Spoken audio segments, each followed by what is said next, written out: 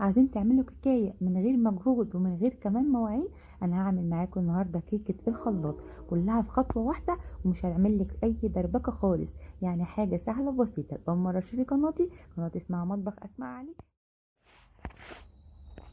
سمي الله. ومعانا كوباية من اللبن، كوباية من السكر، نص كوباية من الزيت. هاتي بقى الخلاط وضيفي كل المكونات دي كلها في الخلاط. ضفتها كده كلها في الخلاط. ببدأ بقى اني اجيب معلقتين كبار هرميين كده من الكاكاو، وهبدأ اضيفهم على الخليط بتاعي. هضربهم في الخلاط واحدة واحدة كده. هبدأ الاقي ان الخليط بيبدأ يتقل معايا، وبيعمل معايا صوص شوكولاتة اقتصادي وسريع وحلو جدا، ينفع على اي حاجة.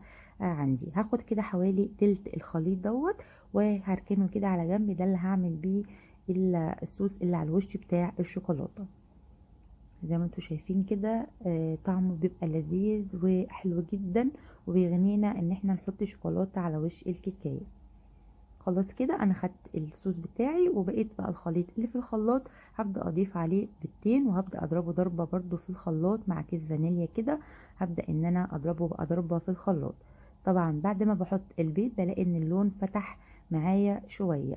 ببدأ بقى احط كوباية ونص من الدقيق واحدة واحدة كده.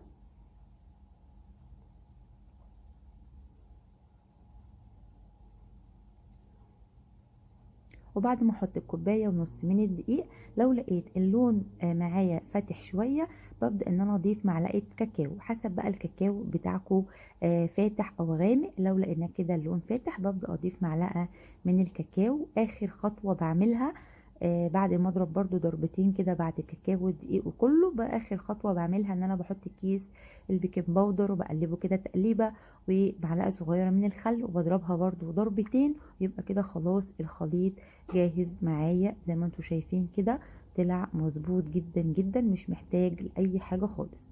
ببدا اجيب بقى الصينيه بتاعتي وبرشها رشه كده من الزيت، او ادهنها دهنه من الزيت، وببدا اصب الخليط بتاعي. زي ما انتوا شايفين كده حاجه سهله وناجحه، وكمان ما خدتش معانا مجهود ولا مواعين بقى ولا اي دربكه خالص. ببدا اكيد كده اي خله كده عندي او عصايه اللي بتاعت شيش طاووق ديت، ببدا ان انا اعمل بيها كده وبخبطها خبطتين كده. وببدا ان انا احطها في الفرن. بيبقى تلت ساعه في الفرن، متفتحيش عليها قبل تلت ساعه. كده خلاص انا خرجتها زي ما قلت لكم، قعدت تلت ساعه في الفرن. اول ما اخرجها بحط السكينه، لو ما خرجتش فيها حاجه بيبقى كده خلاص الكيكايه ناجحه معانا. زي ما انتوا شايفين يعني سمكها حلو جدا، حجمها حلو جدا، عليت معايا. برغم ان احنا ضاربين الحاجه كلها في الخلاط، يعني ما خدتش معانا مجهود.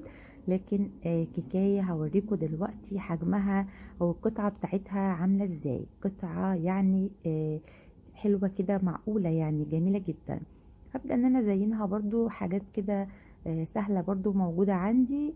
آه، يعني مش لازم بقى اشتري حاجات يعني غريبة وبتاع، لا.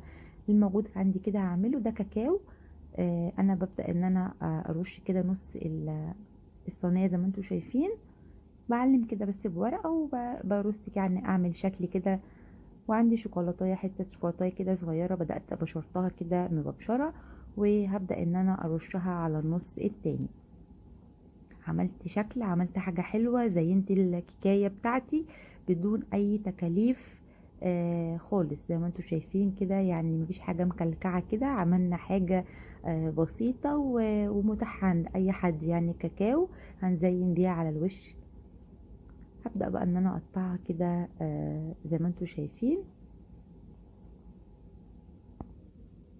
حسب بقى ما انتوا عاوزين تقطعوها مثلثات مربعات. زي ما انتوا عاوزين بقى تقطعوها، وهنشوفها بقى القطعة وجمالها بقى كده مع بعض.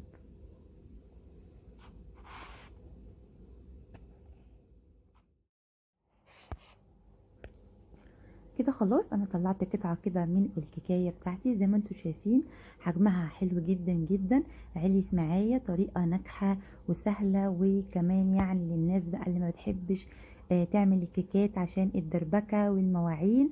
لأ أنا جبت لكم طريقة سهلة وبسيطة، وكمان يعني من غير دربكة ولا معقدة ولا أي حاجة خالص، وطالعة طعمها تحفة، طعمها حلو قوي وناعمة كده ولذيذة. كمان الصوص اللي عملناه دوت طعمه حلو قوي، بيحلي كده بصراحة الكيكاية. اعمليها بقى على الطريقة ديت وهتعجبكم، ويا رب يكون الفيديو عند حسن ظنكم ويكون عجبكم ان شاء الله. ويا ريت لو عجبك الفيديو متنسانيش في لايك، ولسه ما عملتليش الاشتراك يا ريت تشتركي في القناة عشان تشوفي معايا